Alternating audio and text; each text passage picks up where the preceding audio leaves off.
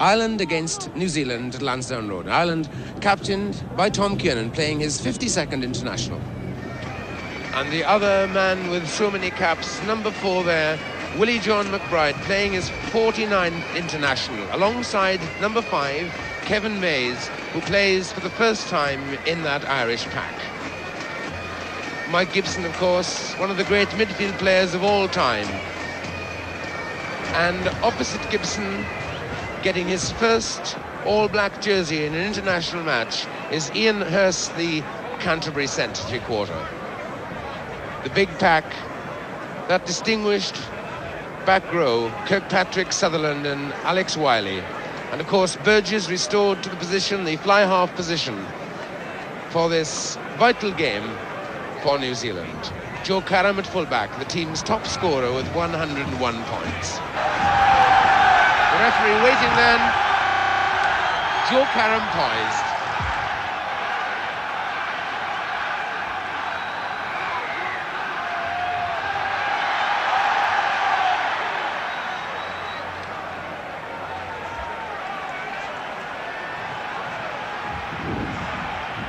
In front of the ball, as you can see from that picture.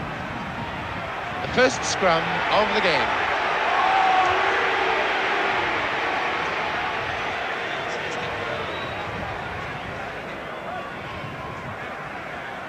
Maloney's first touch of the ball. Kennedy strikes, going grabs.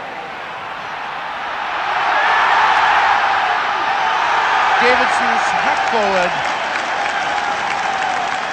And that, I would say, is the psychological advantage Ireland was seeking at the beginning of this game. That's the 25, the All Blacks 25.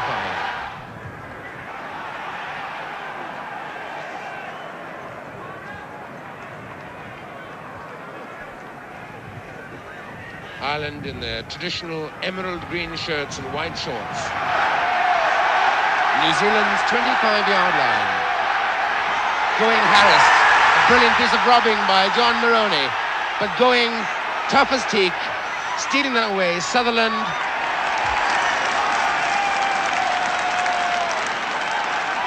And out of a terrible mess-up, New Zealand struggled clear. 2, Ken Kennedy, the hooker. Next to him, Willie John McBride, Sean Lynch then. Top forward, Ray McLaughlin. 14 there, Tom Grace. Lifting in the line-out, says Mr. Joseph. Relief for New Zealand.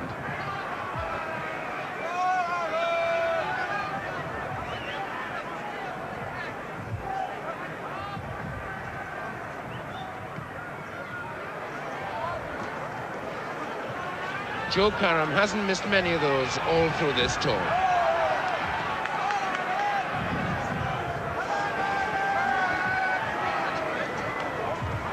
McBride, and behind him, Mays, at the back, Terry Moore, Whiting, Hamish MacDonald, and the other Whiting.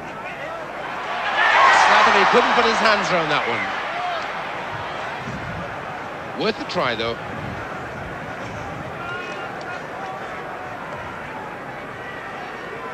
New Zealand have yet to penetrate into the Irish half of the field.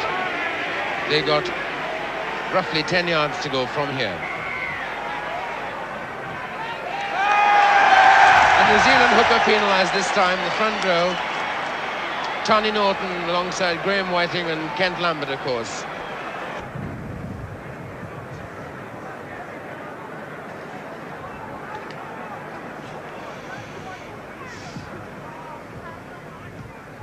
The Cork Constitution fly half, Barry McGann.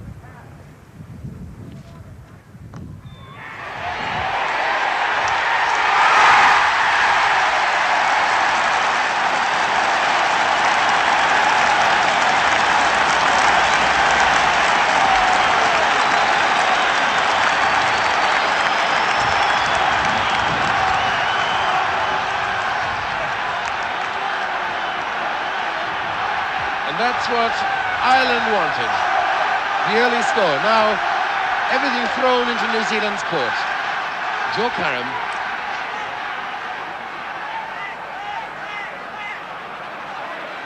Pride catches. Whiting. McDonald. Slattery. Not a good one, but it might be good if Gibson gets it. Williams and Gibson together. Robertson eventually.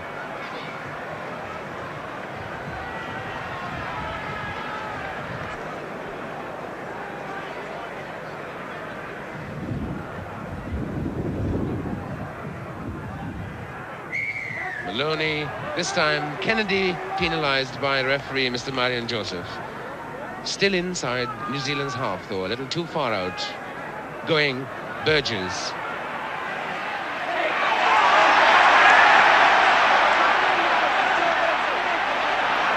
Going to Batty. Batty took it brilliantly. What a player this is. Look at him. Look at this fellow Batty. He's over the top, but he can't get there. Gibson's faster.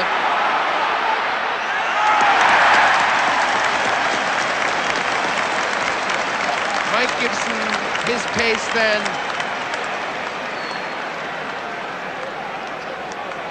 Getting Ireland out of serious trouble. But what a little explosive fellow this Grant Batty is. The tour's great success. Ireland's point scorer so far then McGann. Whiting. Using every ounce of his 17 stone there.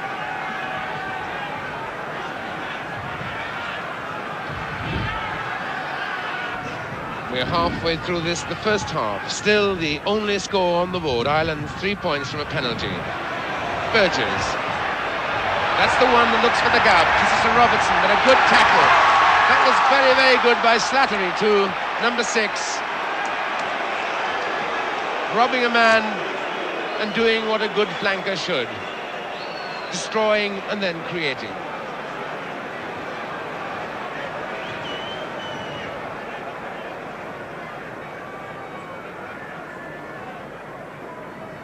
John Maloney then, the St. Mary's College scrum half.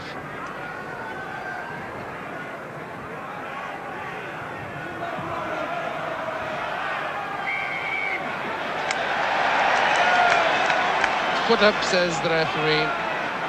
Always nice to see a referee giving some indication to the crowd what the offence was for, because there are so many offences, aren't there now, in rugby, which is difficult to see from the sideline. Tommy Kiernan. Sutherland's ball. What'll he do, the big fellow? Batty. Ken Kennedy. Willie John McBride is up. 1 foot from the All Black line.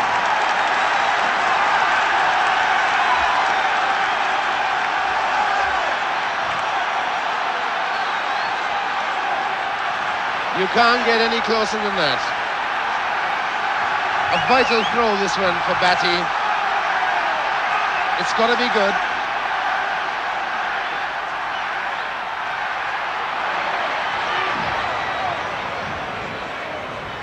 Going close to touchdown. Harassed by Maloney. Ireland's put in. And what can we expect from here? We've had a signal between the halfbacks for Ireland. Tom Grace into the line as an extra man. And the referee telling, in fact, Willie John, that handling the ball in that situation, of course, is not allowed. So New Zealand, fortunately, if I may say so, to get away with that. And this is relief from the boot of Joe Cann.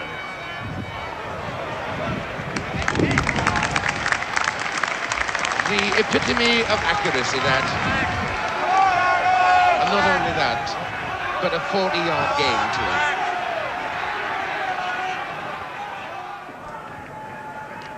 Whiting, not straight. The shout came loud and clear from Marion Joseph.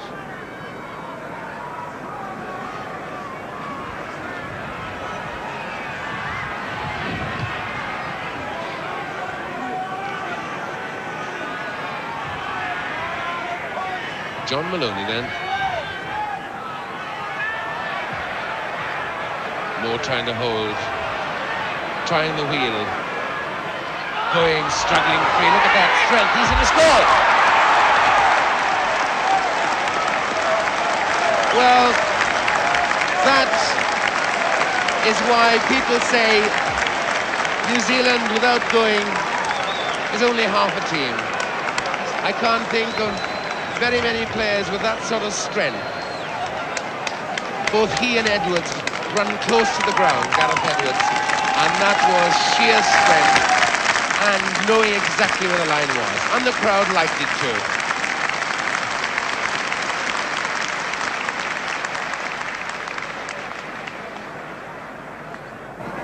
It's great to hear appreciation of the crowd, despite the fact that it means now that New Zealand are on 1 point ahead of Ireland. And Joe Karam's kick could make the difference, 3 points.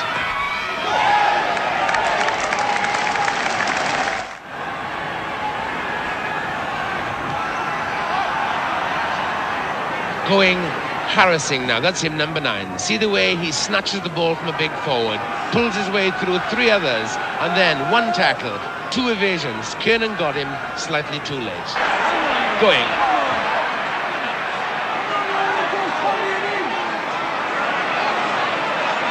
Knocked on there, regathered, the referee allowed him as a readjustment. Sid going. Kiernan won't be troubled with that one. Oh, he is. Just quoting Messenger. Bob Burgess dribbling and going forward. Referee right on the spot. 1 yard now from Ireland's line. Eventually, it's Wally McMaster, the Irish left wing.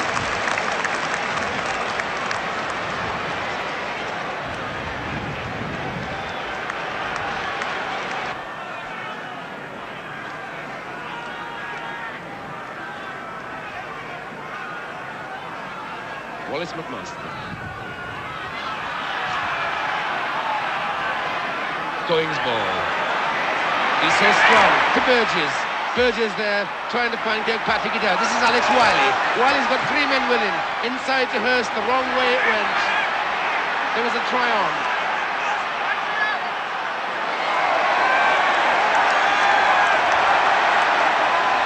And because of Wiley climbing in there, retaliation from Ray McLaughlin. The referee will have none of it, and it's a stiff talking to.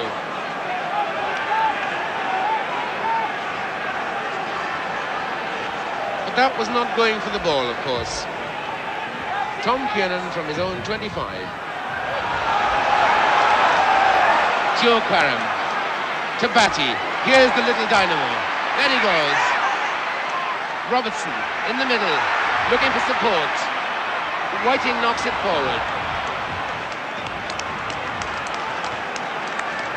And this is a bit more like it now. Rugby, the quality, the perception, and the execution, the standard raising all the time.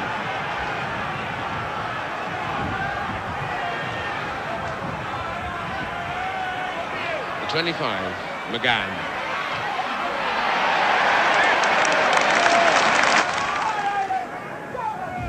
That's Whiting bending down. Number 2, Tani Norton. Opposite him, Sean Lynch. Willie John, number 2 for Ireland.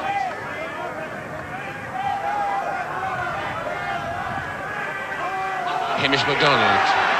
There he is, the little fellow. Sid going, waiting for the heel. Sutherland has got Burgess with him. Turns though to Alex Wiley. Wiley back to Sutherland. The pick-up on this side by prop forward Lampert, Kent Lampert.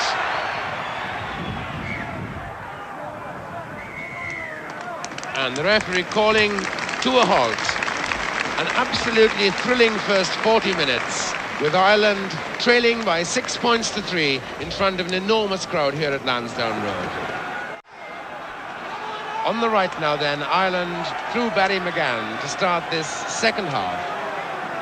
6 points to 3, New Zealand in the lead at this stage.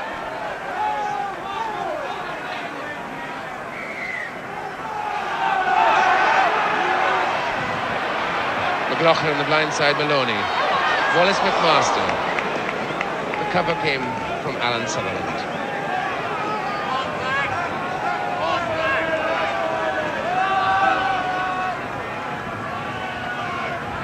Still in Ireland's half of the field.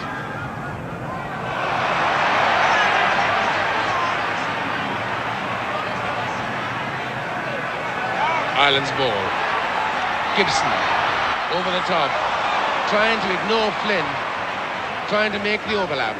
On the 25 now. Can New Zealand get this? They can, and there's an overlap if the ball comes this way. Lampert on the blind side. Burgess can get there. Slips it into Kiss. Alex Wiley.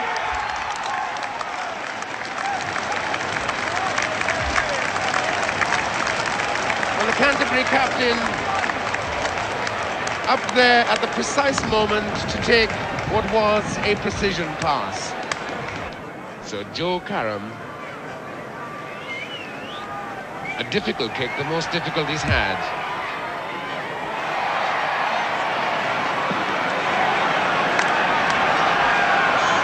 So 10 points to 3 now. A good pick up by Whiting. That's Kent Lambert. That's Bob Burgess. Look at the timing of that ball. Nothing could stop Wiley then. And on the far side, it's Tom Grace.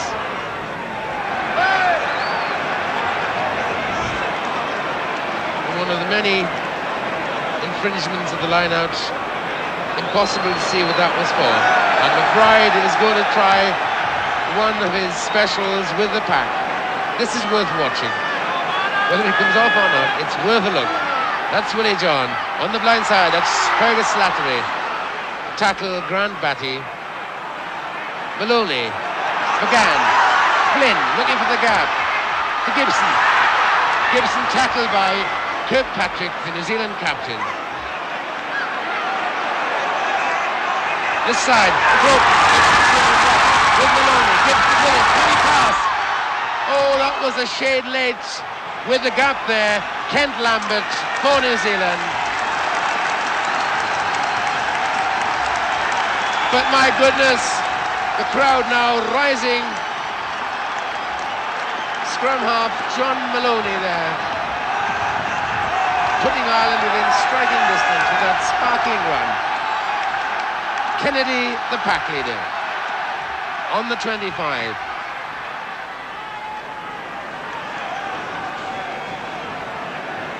Mr. Joseph calling for the 15-yard scrummage in from the touchline.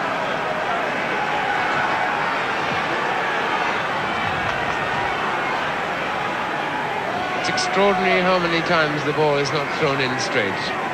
Not the easiest of jobs, of course. Going Joe Karam.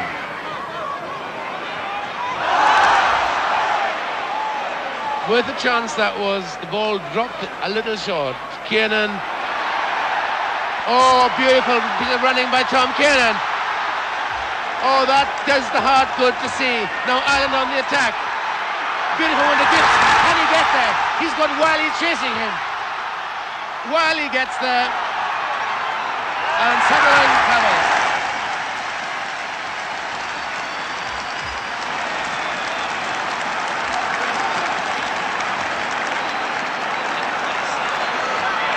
Well, that was staggering, that cover tackle by Alex Wiley, showing tremendous pace to hold Mike Gibson. And now, this game on the boil. A good deflection, McBride.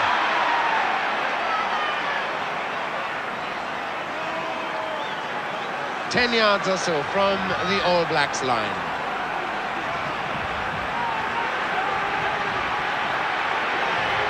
Kiernan's adventure bringing the game now within striking distance for Ireland. Penalty to Ireland for not putting the ball in straight. Barry McGann, already successful with one penalty goal. And this strictly within his range.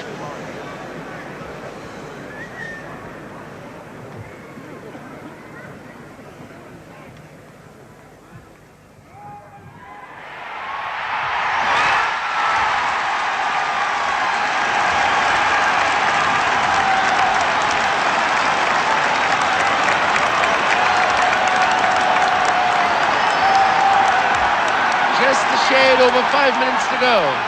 Now it's 4 points the difference. A try from Ireland could do it.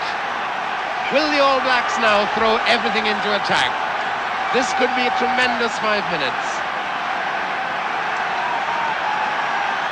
Joe Karam.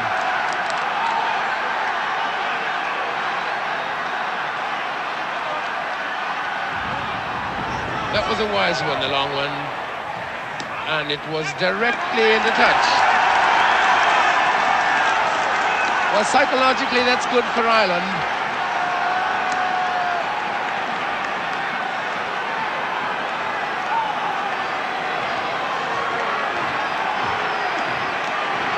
This is the man who made a superb run a few seconds ago, John Maloney. John Maloney then. Going robbed him well, but that's McGann. Into the gap for Flynn. Sutherland covering. Hammered to the ground by Slattery. The 10-yard line. On the blind side, this could be drama. This could be drama. Can he get there? Can he get there? The ball is dead, I think. It's a try. It's a try. Tommy Grace.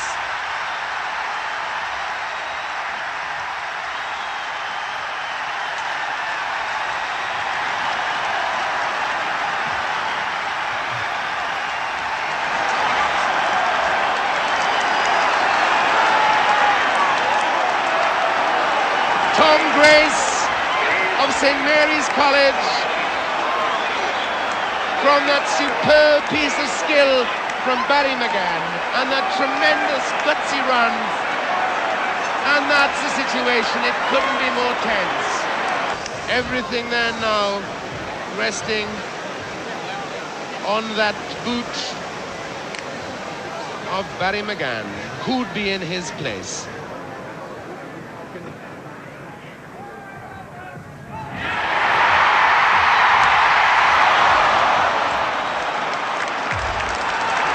Agony on his face. A beautiful little flick on the blind side from Maloney. And that's Tom Grace's chip ahead. He chased and he just made it. And that's it, I think. The referee calling things to a halt.